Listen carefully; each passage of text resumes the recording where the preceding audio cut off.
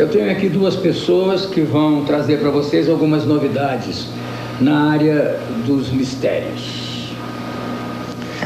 Meu nome é Geraldo Santos, eu sou diretor de cinema e profissional da área de imagem. Por isso eu acho esse fenômeno bastante interessante para a gente observar, uma coisa bem interessante. Você?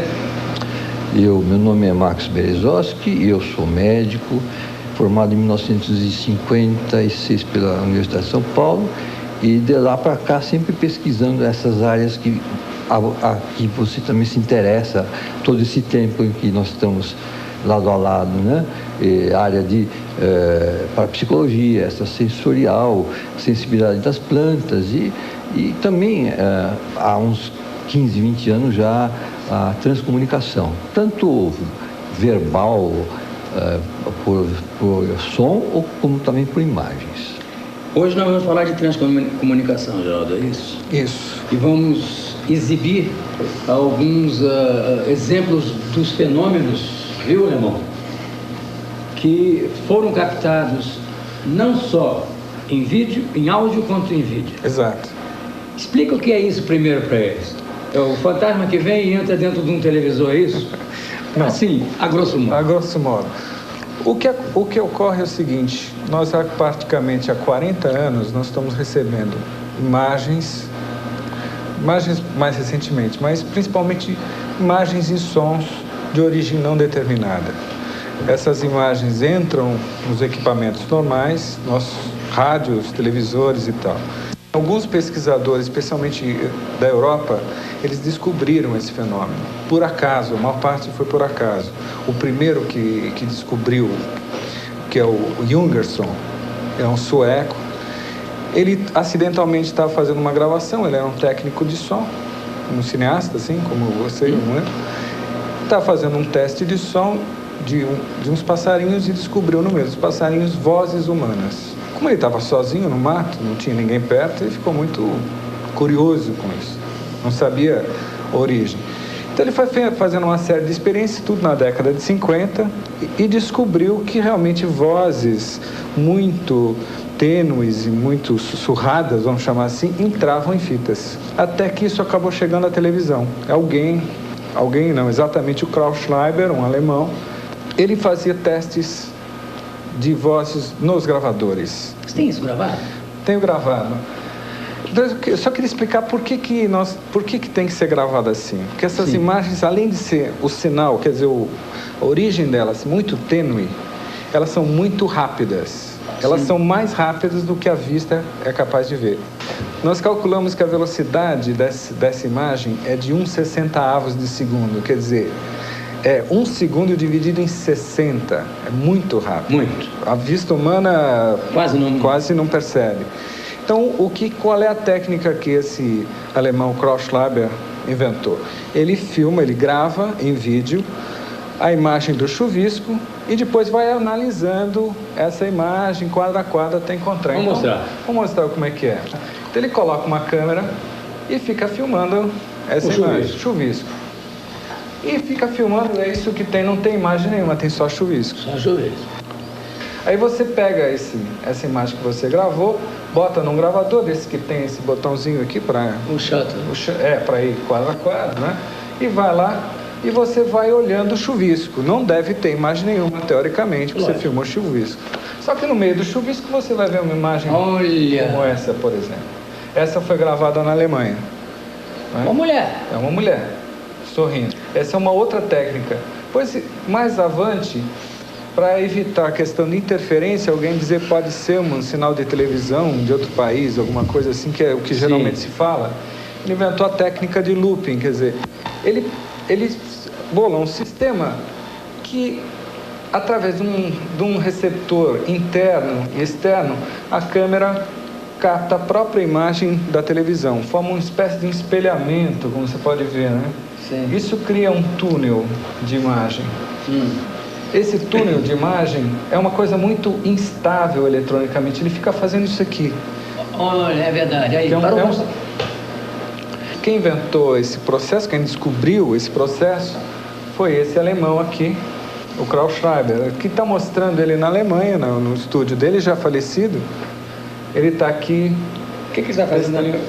Ele descobriu isso, tem uma certa influência psíquica que a gente não sabe exatamente qual que é. Então, com a mão assim do lado, parece que altera, desequilibra esse sinal e parece que favorece. Eu quero ver fantasma, viu?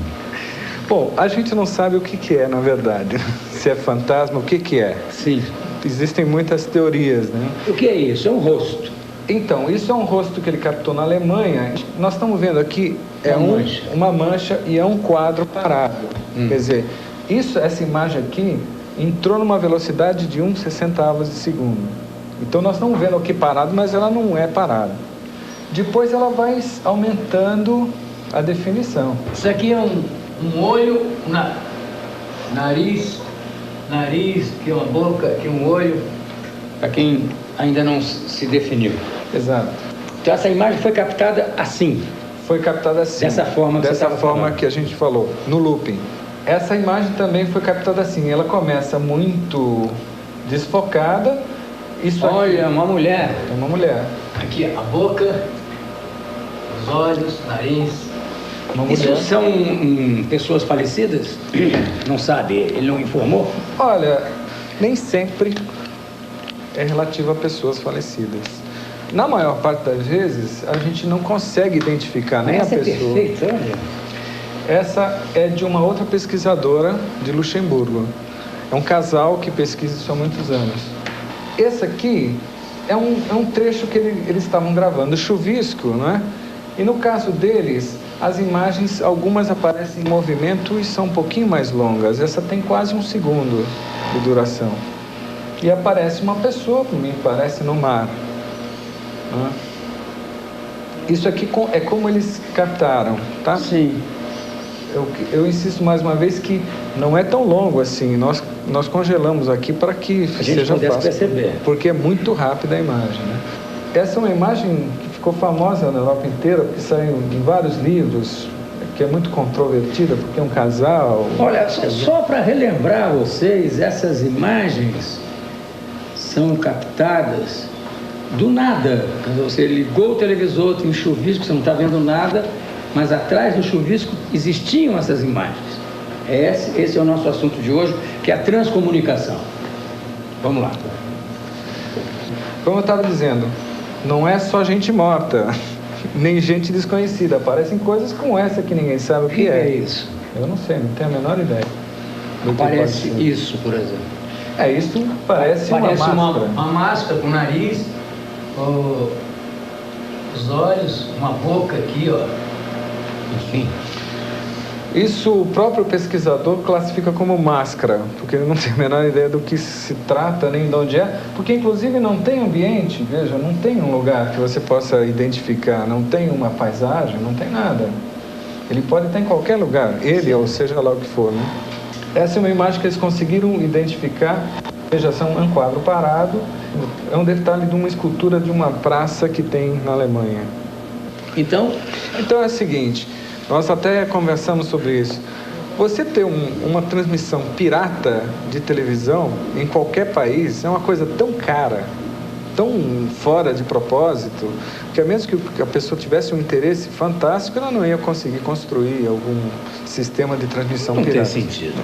Para quê, né? Para construir um frame. Para ficar mandando um frame... Se fosse um programa inteiro, tudo bem. Agora um frame. Fazer uma grande briga para manter um programa no ar, imagine manter um frame. Muito caro. Uma loucura, muito caro. E aí? Então, isso aqui é o seguinte, na casa do... Atenção. Olha.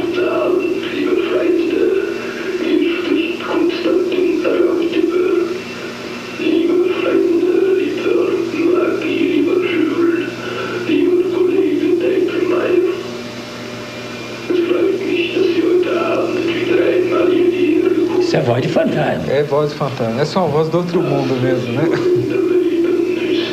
Diga, pode contar a história. Isso aqui é o seguinte, foi a primeira vez que junto com uma imagem veio um som, simultaneamente. Você está falando alemão. Está falando alemão. Ele se identifica como um pesquisador, que é o Konstantin Haudiv, que fazia experiências com um gravador e que faleceu. E essa voz se identifica como sendo do Konstantin Haudive, e que está falando com o casal Rasch-Fischbach, na presença de vários pesquisadores alemães. Tinha muitos pesquisadores nessa ocasião lá. Nesse caso em particular, que é uma coisa muito rara, foi uma das poucas vezes que aconteceu isso no mundo, provavelmente essa foi a primeira vez, mas para se repetir isso vai ser muito difícil, imagino eu, que entrou imagem e som ao mesmo tempo. E esse som muito esquisito. Solta.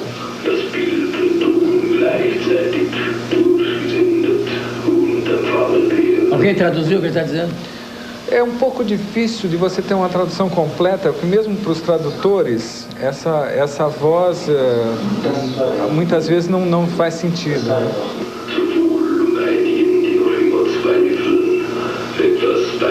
E aí, Marcos? Bom, o negócio é complicado e cada vez fica mais complicado à medida que a gente vai descobrindo, outras coisas aparecem. Eu considero transcomunicação uma série de outras coisas. Por exemplo, o indivíduo hipnose, por exemplo, que a gente faz bastante, ele tem uma visão, não é um monitor, mas ele tem a visão que pode ser feito um quadro, um desenho, através de uma pessoa, pela descrição. Isso também é transcomunicação. Telepatia, transcomunicação, só que aí, no caso, seria uma transcomunicação através de equipamento, né? E esse era o rosto do pesquisador? Essas são as feições dele? Essa é a feição dele jovem, que ele não morreu, ele morreu idoso, né? Mais para frente, a gente vai encontrar uma fotografia dele que foi comparada com a imagem que apareceu no televisor do casal Rasch-Fischbach, lá em Luxemburgo. Bom, aí é que a coisa complicou muito, porque você pode observar que essa imagem é exatamente essa, como a gente diz, flipada, quer dizer, ela invertida. E por que é a mesma imagem? Porque a relação de luz, por exemplo, aqui, você vê a sombra aqui do nariz, olha. A sombra do nariz é exatamente essa sombra aqui, ó. É isso, certo? Essa sombra do óculos aqui, ó, é exatamente essa sombra aqui. É uma clonagem. Um sampler, né? Um sampler. Mas por que isso não é uma coisa falsa? Bom, primeiro que haviam muitos jornalistas lá da Alemanha e do Luxemburgo. Isso foi bastante... Essa experiência foi bastante documentada, tinha muitas testemunhas e foram tomadas várias precauções para que não houvesse nenhum tipo de fraude nesse dia. Existe uma coisa que ninguém sabe explicar por quê, a gente imagina motivos, que quanto pior o equipamento, mais fácil de receber as imagens, ou o som.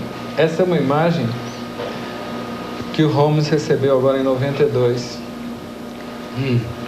Que estranha imagem. O que eu queria chamar a atenção é o seguinte: você vê que ela não respeita as regras de enquadramento, né? Nem de proporção. Nem de proporção. Estou vendo que o cameraman agora, para enquadrar, ele respeitou a regra e já foi na esquerda. No caso aqui da imagem, ela está na extrema esquerda. Esse outro fantasma, nós estamos falando de fantasmas aqui. Eu chamo de fantasma, eles chamam do que eles quiserem. Você chama do que você quiser também. Fantasmas eletrônicos? Eletrônicos. Que são aparições que ocorrem em equipamentos quando esses equipamentos estão fora do ar, desligados ou fora do ar, né? Fora do ar. Essa é outra imagem que apareceu em Revenir.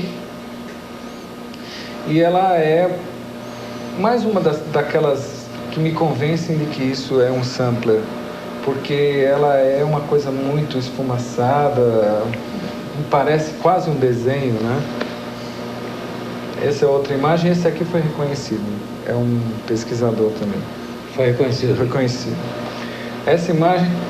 Essa é o ET de Varginha, olha aí. Quase, né? Essa imagem também é da Alemanha, também é dentro daquela ideia meio esfumaçada, meio sampler, também não dá para reconhecer. O importante é a gente, nessa altura, dizer de novo que foi captado de forma num lugar que não podia ter imagem nenhuma. Era uma televisão ligada a nada. Fora do ar. Fora do ar. Esse aqui é um alemão, ele é físico, professor de física. Esse está vivo, né? Esse está vivo. É fantástico. Esse é a maior autoridade hoje nesse fenômeno. E é ele que inventou, que ele cunhou a palavra transcomunicação. Ele esteve no Brasil também, eu tive o prazer de encontrá-lo aqui. E ele esteve presente em praticamente todas as experiências importantes da Europa na transcomunicação. E é dele a palavra transcomunicação, que quer dizer comunicação transcendental, né? O que é isso aí? Bom, parece um morro. Parece uma paisagem. Então, ó, isso aqui é o seguinte. Isso é uma imagem captada pela gente aqui no Brasil. Muito parecida com aquelas que a gente viu até agora na Alemanha. Então, significa que o fenômeno não está restrito àquela área da Alemanha, lá perto de Venice. No mundo inteiro tem. E no Brasil, a gente conseguiu captar algumas imagens. Nós vamos ver algumas. Essa é uma muito curiosa. Parece umas letras. Que parecem umas letras, uns caracteres que a gente não consegue identificar. Importante.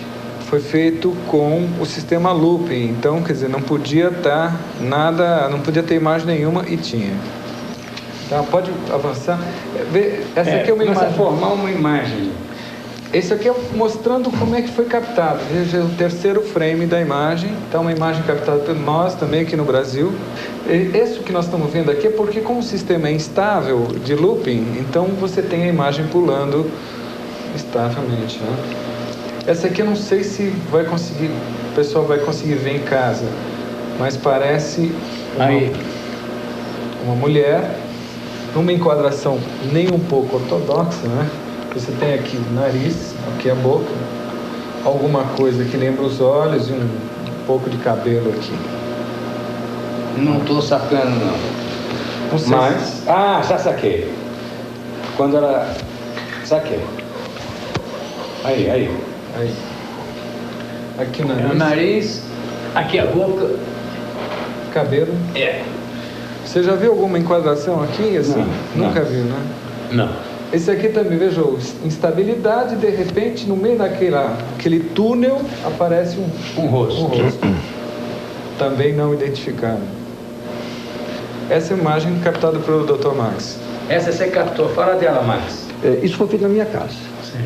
É uma sala de televisão, e tem uma estante, e tem uma televisão lá, e a câmera em frente da tela com chuvisco.